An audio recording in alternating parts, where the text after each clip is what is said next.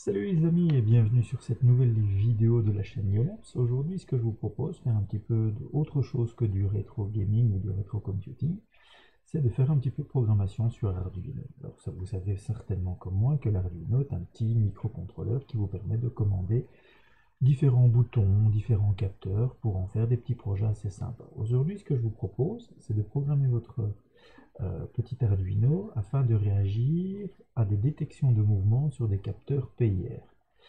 Tout cela pourquoi? Dès qu'il réagira, l'objectif c'est de faire pivoter un petit moteur pas à pas, soit vers la gauche, soit vers la droite, suivant que la détection se fasse à gauche ou à droite. Allez, allons-y, c'est parti. Donc, pour ça, je vais utiliser, comme vous pouvez le voir, en fait, le site Thinkercad qui me permet de simuler un petit projet Arduino directement depuis l'interface web. Alors, on va créer un circuit. Là, voilà, que nous allons appeler alors moteur pivotant,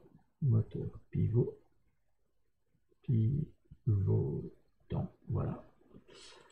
On va d'abord s'occuper du circuit. Donc pour le circuit, je vais avoir besoin de quoi? Ben forcément, je vous ai parlé de l'Arduino.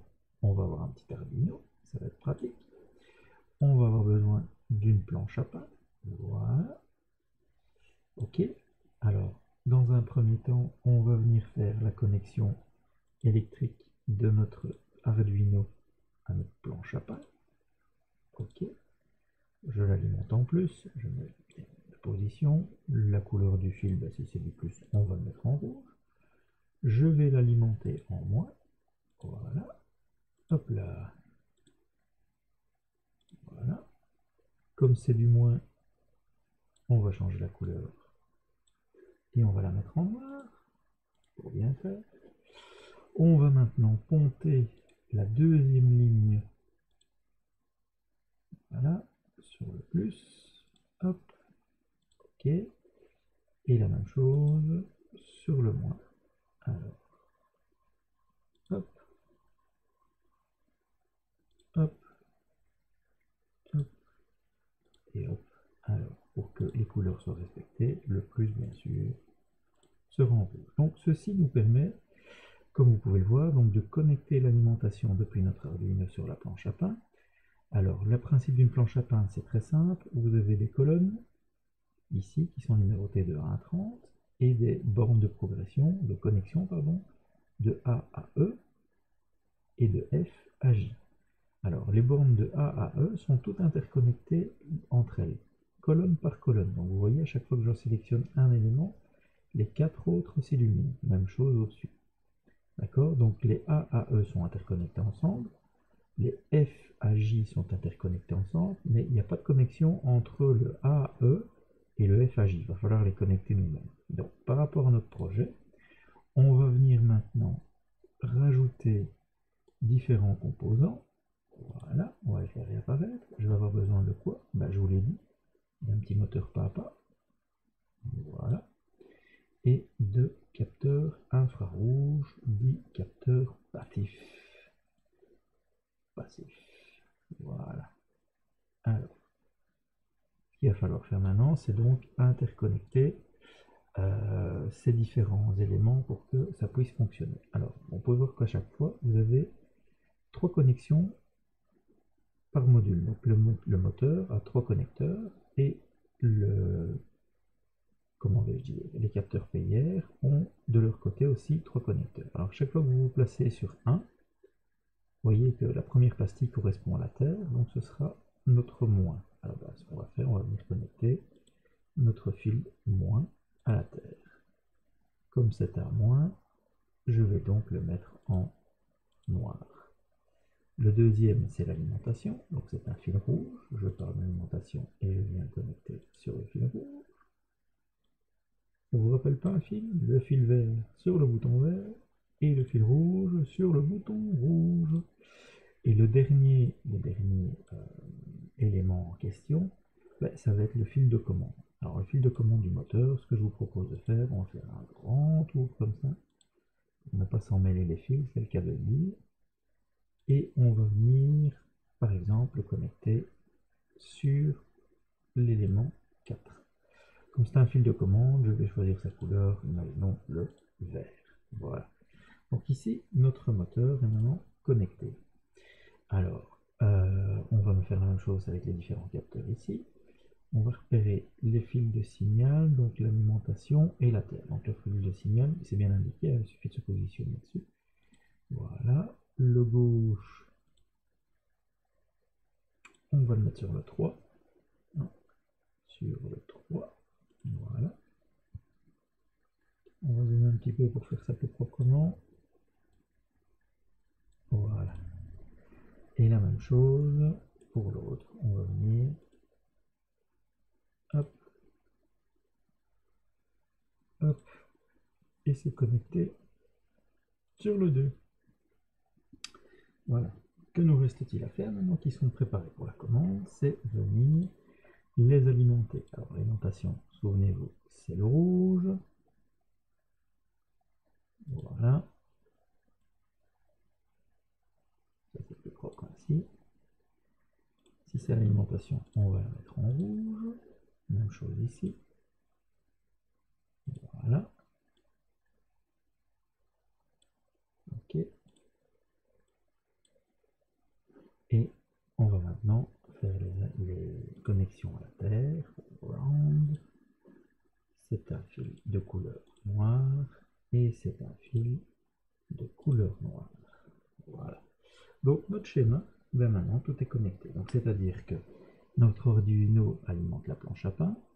Je vais rechercher le grand et l'alimentation pour le moteur, le grand et l'alimentation pour le capteur de gauche, le grand et l'alimentation pour le capteur de droite. Les fils de commande sont respectivement pour la droite connectés sur le 2, le port 2, pour la gauche connecté sur le port 3 et pour le moteur connecté sur le port 4. Voilà, donc cette partie-ci, pour moi, elle est finie. Voilà, je mets un petit peu mon schéma de côté ici. On va maintenant rentrer dans le vif du sujet concernant le code. Alors le code, moi je n'aime pas travailler avec les blocs, j'aime bien définir uniquement le texte. Bien sûr que ça va modifier. Alors, il faut savoir que pour pouvoir faire notre projet, la première chose qu'on va avoir besoin, c'est d'inclure la librairie qui va nous permettre de piloter les cerveaux, parce qu'elle n'est pas en direct. Alors pour ça, c'est du C, donc c'est cross include. Soyez très attentifs à l'orthographe. Il y a bien un S majuscule. J'ai déjà fait des essais. Si vous oubliez le S majuscule, bizarrement, enfin pas vraiment bizarrement, mais ça ne marche pas. Ensuite, on va définir quelques constantes. À quoi correspondent ces constantes? Ben, on va en fait définir ce qui va servir de commande pour le moteur de droite, c'est-à-dire le port numéro 2. Ensuite, on va définir la même chose pour le port de gauche, à savoir le connecteur 3. Et on va ensuite définir une petite LED qui est en interne sur la carte Arduino, qui se trouve sur le port 13, et c'est la petite LED que nous avons ici. Donc, si je zoome un peu, c'est la petite LED qui se trouve là. Ok. Alors, ensuite, on va définir encore quelque chose. On va définir une variable servopin qui va nous servir pour définir la commande de notre moteur Papa. On va ensuite définir une variable button state de droite qui sera égale pour le moment à 0, int button state de gauche qui sera lui aussi égal à 0. On va lire un petit peu son code, voilà. Alors, on va ensuite définir évidemment, donc il y a l'objet cerveau, on va l'instancier en l'appelant cerveau. Donc là, il y a un objet virtuel qui s'appelle cerveau. On a créé une variable qui s'appelle myCerveau qui va avoir les mêmes propriétés que l'objet. Alors, ensuite, on a notre setup. Alors, dans notre setup, on va définir une chose, les différents modes. Alors, on va profiter du code qui est déjà écrit. Donc, le letPin est en output. Ensuite, find_mode button pin de droite, qui sera une entrée cette fois. Voilà. Ensuite, find_mode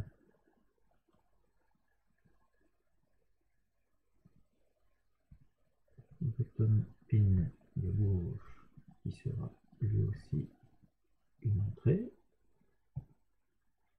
Voilà. On va ensuite attacher la gestion de notre moteur au cerveau pin. Voilà. Et on va forcer notre cerveau à se positionner en position intermédiaire.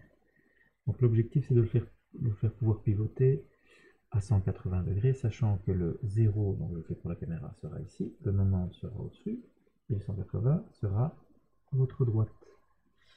Alors, ça c'est fait. On va pouvoir aller maintenant travailler dans la boucle.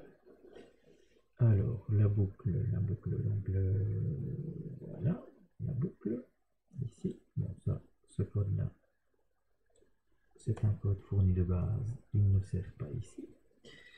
On va dans un premier temps venir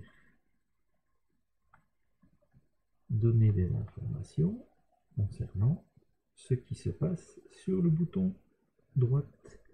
Alors pour ça, on fait une lecture digitale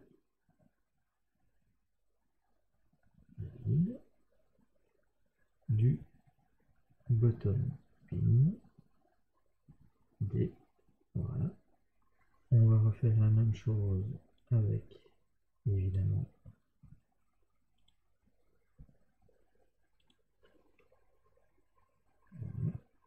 la même chose avec le bouton de gauche. Comme ça, notre boucle infinie va aller rechercher l'information de ce qui se passe sur le bouton et le stocker dans la variable d'état. Voilà, une fois que c'est fait, on va tester si notre button state d égale I. Donc ça veut dire qu'il y a bien quelque chose qui se trouve sur le D. Alors qu'est-ce qu'on fait? Eh bien, voilà. Qu'est-ce qu'on fait? On va dans un premier temps digital write, allumer notre petite lettre pour dire tiens j'ai bien reçu une information. Voilà. On va ensuite demander à notre moteur de se positionner puisqu'on va vers la droite. Donc on va par là. On le fait dans le sens inverse des aiguilles d'une montre. Voilà, on se positionne à l'axe 0. Et on va lui laisser le temps de réagir sur 1000 millisecondes. Voilà ce qui se passe si le capteur de droite réagit. Alors, quand c'est fait, on va être fainéant, comme dirait mon chef, à juste titre d'ailleurs. Venir modifier et tester la même chose si c'est à gauche. Alors, si c'est à gauche, on va mettre 180. Voilà. OK. Et quand c'est fait, on va éteindre Digital Write notre LED.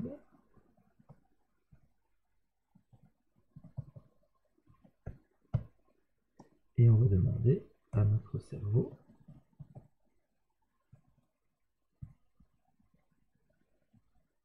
se repositionner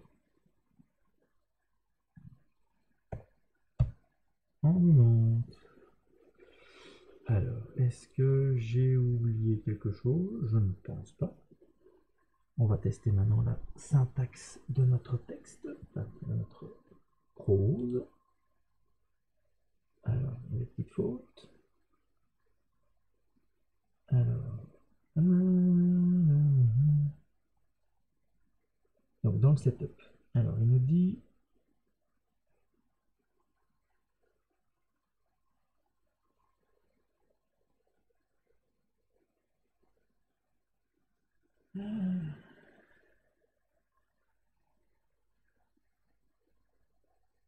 voilà, un petit G ici.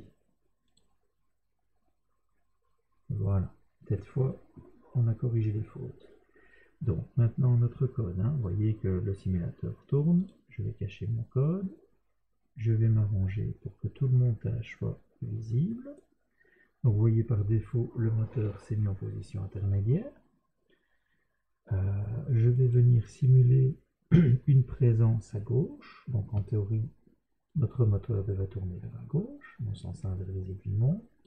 Et vous voyez que dès qu'il détecte une position, hop, il se tourne vers la gauche. Une seconde après, il se remet en position intermédiaire. On va tester notre capteur de droite. Je simule une présence et il tourne dans l'autre sens. Au bout d'une seconde, il devrait se remettre en position intermédiaire. Donc, le principe semble fonctionner parfaitement. Quel est l'intérêt de la situation? C'est que maintenant, effectivement, si par exemple quelque chose venait à être détecté sur la gauche, imaginons l'axe tournerait vers la gauche, et si c'était détecté vers la droite, l'axe tournerait vers la droite. On peut avoir des applications assez sympas à définir éventuellement un personnage, un tronc comme ça, avec une tête, et sur cette tête, vous mettez dans les yeux au niveau des capteurs. Dès que le capteur détecte à gauche, vous voyez la tête qui pivote vers la gauche. Et s'il détecte sur la droite, il pivote vers la droite. Alors ça peut être assez surprenant parce que vous avez déjà un objet comme ça qui serait sur une étagère, par exemple. Et lorsque quelqu'un s'approche, une détection de présence, la tête tourne. Ça vous fait un petit peu penser le manoir des fantômes qu'on voit à Disney. C'est un truc assez sympa. Voilà, bon, écoutez, je trouve que c'est déjà pas mal pour aujourd'hui. En tout cas, j'espère que cette vidéo vous a plu, j'espère qu'elle vous aura appris des choses. Si c'est le cas, n'hésitez pas à faire des commentaires, à mettre un petit pouce bleu vers le haut. C'est toujours sympa, ça me permet d'avoir un petit peu plus de visibilité et ça me motive à vous faire d'autres vidéos. En tout cas, je vous souhaite une excellente soirée et je vous dis à très bientôt. Ciao, bonsoir.